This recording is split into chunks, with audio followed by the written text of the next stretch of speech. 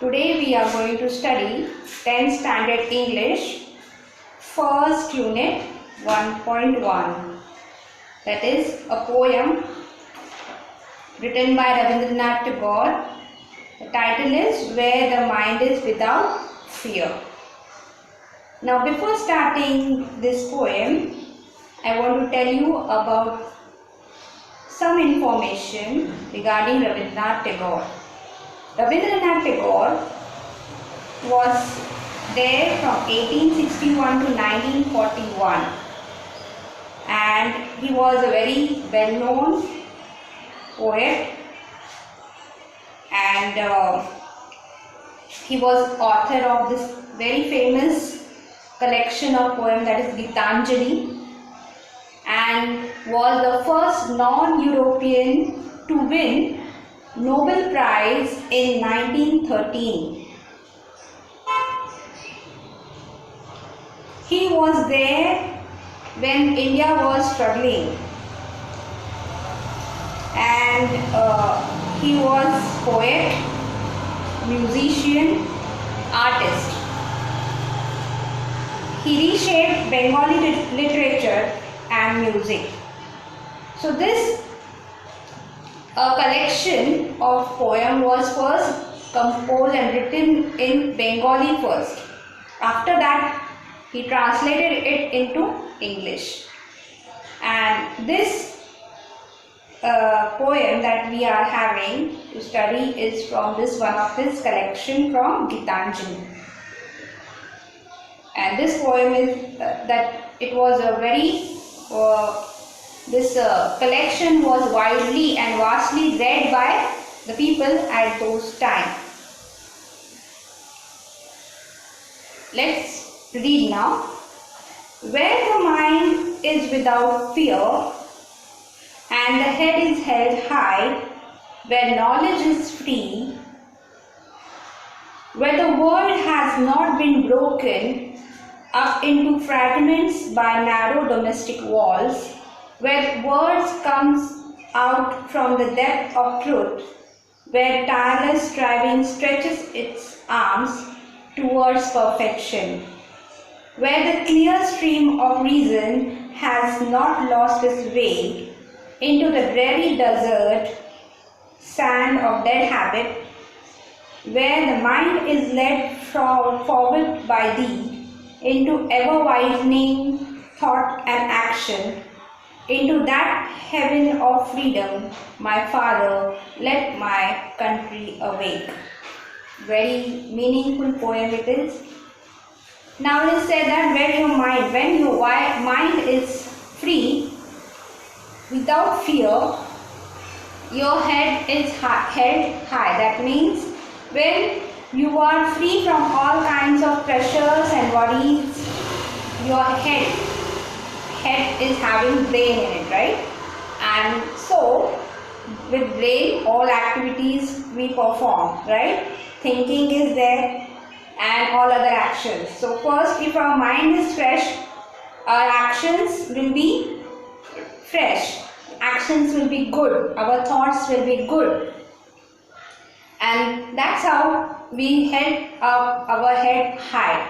But if our mind is fully pressurized or it is having any kind of tensions and worries, then how we are, our body language and our head, we try to look down. It is our natural way of reacting to the situation. So when we have our mind fully free from all kind of fear, then we experience a kind of confidence, we experience a kind of happiness in us, and we do perform all the things with good attitude, goodness. Yes, so we do have a good feeling in us. But if our mind is having any kind of botheration, or it is under any kind of pressures or worries, then what happens? Our action, we are not able to focus on anything. We are not able to concentrate on anything.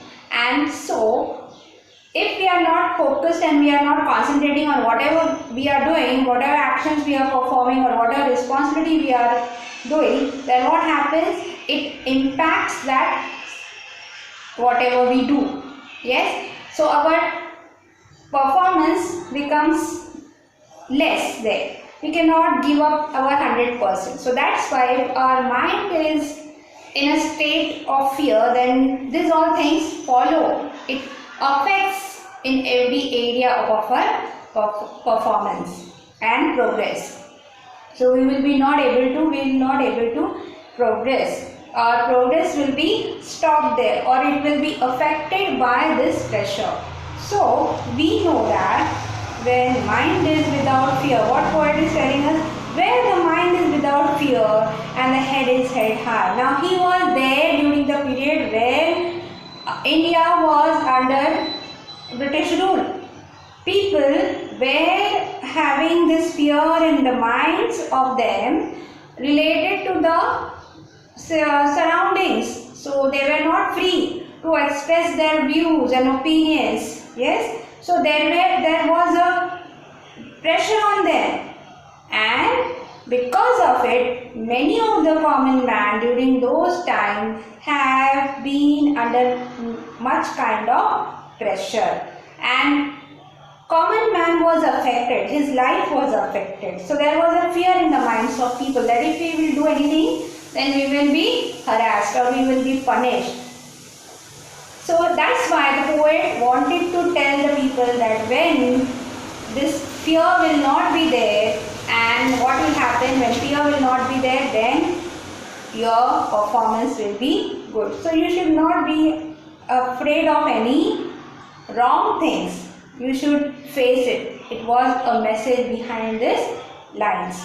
Where knowledge is free, where the world has not been broken up into fragments by narrow domestic walls. Where knowledge is free, at those times, knowledge means how knowledge comes through education. And education was only restricted to the people, those who were having a position, those who were having a kind of status, high status. And that time, education was only given to them and their families. So they were learned, they were literate, they were able to get or do all kinds of writing work, accounts, records, everything they were able to get it. But what about the common man? He was not allowed to be educated. He was not given the permission to enter the school premises, or he was not given the opportunity to go there.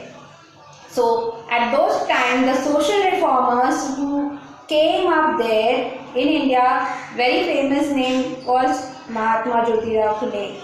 Yes, so because of him, education was able to be there for the common people, and for girls also, mostly girls.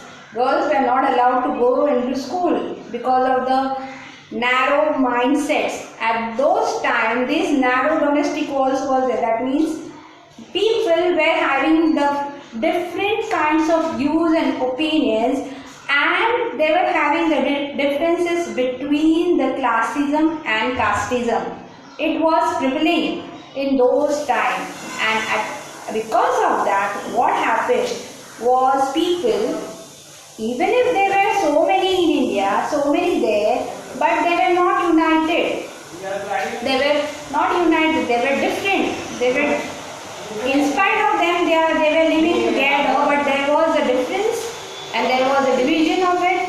And because of this thing, what happened? There was differences in the ideas and ideologies and the way they were treating each other.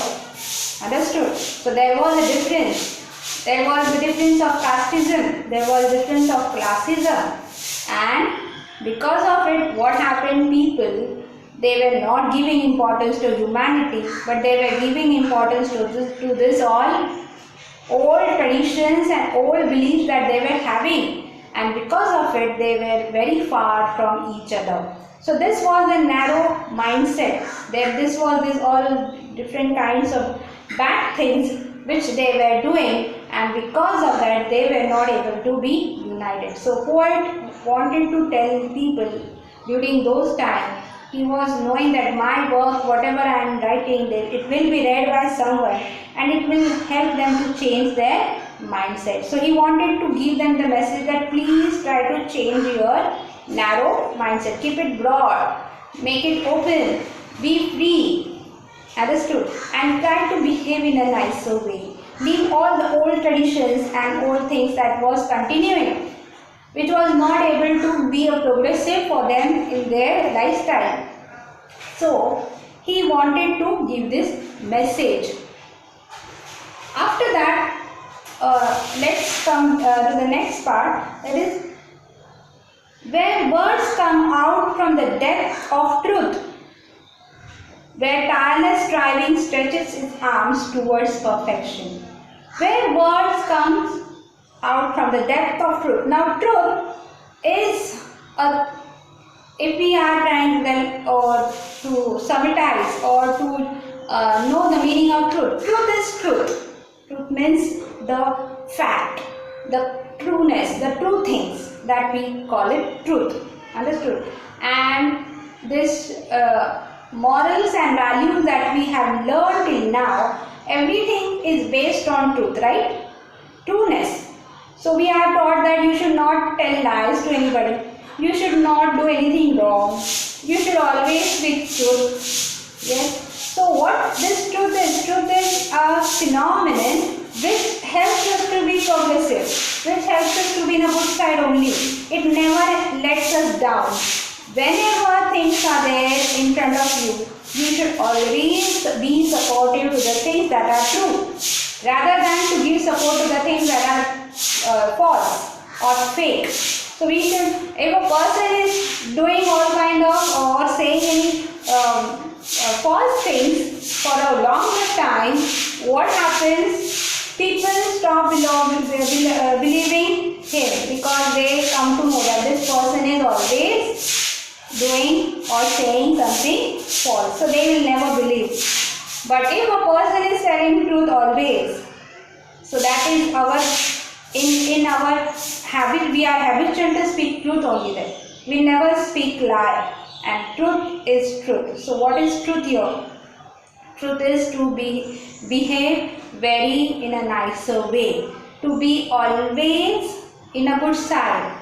Understood? And these words come from the depth of truth. So these are the words which the author, the poet, is telling us from the truth, that yes, if we are doing our work without fear, then what happens? Our performance and the result of it will be always good, rather than to be under kind of pressure or fear. If we do any kind of work that feeling fear in our mind, then our performance will be not good. So for that, what is needed is we have to gather up our self-confidence. We have to have a will in us, willpower in us. And as we gather it up, what happens is we try to stand there and we try to do our actions in a better way. Our performance becomes more and more effective and productive. So here poet wants us to know that always be supportive to the truth, rather than to be on a wrong side or supportive to the false side. So when tireless striving stretches its arm towards perfection, when tireless striving is very much hard work. A person who is doing very much hard work and he or she is doing it for just work's sake, that is, okay, it's my work and I am doing it. But we don't know that where we will land up, or how it will be, whether it is good for me or whether it is bad for me. If we are not knowing it and we are going on doing the same thing, then what happens? And we are not having this mindset that whether my efforts, whatever I am doing, whatever hard work I am doing, is it going to be productive for me? Is it going to be giving me good things in future? So if I am not having that mindset, if I am not having that thinking that my hard work now I am doing, but is it going to be effectful or fruitful for me in the coming days or in the next year or next days or after some time is it going to be helpful for me that today I am doing all these kinds of hard work. So, where tireless trying stretches his arm towards perfection, where the clear stream of reason has not lost its way. And when we reason it, for example, reasoning means what? Reasoning means to see at a thing that, okay, this thing is happening. Now, why it happened? That is a reason, right? We try to explain it. So, that is a reason. So we have to do our work, do this hard work in such a manner that it helps us to be having perfection. And what it is our mindset doesn't lost somewhere. It is not, we don't lose our consciousness. We should be very much focused. We should be very much concerned about whatever we are doing, whether it is a small work or whether it is a big responsibility that is given to us. Where the clear stream of reason has not lost its way into the dreary desert sand of dead habit, where the mind is led forward by thee. Now see here, where the clear stream of reason has not lost its way into the dreary desert sand of dead habit. Now what are dead habits? Dead habits are the habits which are bad. Now at those times, people, those who are there, they were having different all kinds of things going on, and bad things also. Social, if you are looking at the social scenario, it was very different. Today we are in modern age, today our thinking is so positive, today we are having a broad outlook, broad mindset. So we know that we don't, whenever we are together with our friends, we don't mind that to share our tiffins or to share our water with them. Yes or no? But at those times, this was the thing that people were not able to give water also. They were not sharing water. They were not giving food to anybody who was in need. Or they used to keep a distance between them. If a person from a high class or rich class is to pass, the person who is from a lower class, they have to stop or change their way, and they used to give way for that high class person to pass on. This was the thing. Also, there was people, those who they were doing the wrong things and wrong treatment to the people. Those were very poor. For example, they were not giving them proper treatment. For example, the landlords and the poor farmers or the poor people, those used to go to them for any kind of to borrow the money or to get some help related to money. What they used to do, they used to mistreat them, and they used to take the advantage of their this illiteracy. That is, they were knowing that these people are not knowing, they don't know how to read and write and count, to do all kinds of accounts. So they used to take their sign on any of the paper or their thumbs or anything, and they used to do false agreements, or they used to capture their lands if they fail to give them their money back. So this was all things happening. On the other side, there was sati system prevailing at that time. For instance, if a husband used to die, it was very much, this was a ritual or this was a custom that the wife is not having any of the right to live her life on her own. So even if she is young or even if she is old, she was left in that this fire where that husband used to be burned. Now this was the thing that was going on for many years, and because of social reformers, this mindset was, they were able to change, and they educated people that see it is not good to do like this, and people slowly changed and they started to stop this system. So this was poet wants to, in the last 3-4 lines, poet is pleading and appealing to Almighty that what you do, where the mind is led forward by thee means Almighty. Lead the people in their minds, in their thinking, in their ability to think and perform their actions. Give them guidance, give them wisdom and knowledge to how to behave. And what happens then? If you will help them in their mindset, their action will be good and their thought will be ever widening. That means their minds which were blocked by certain kinds of ideologies or wrong opinions or wrong views, it will be opened. Their eyes will be opened, their thought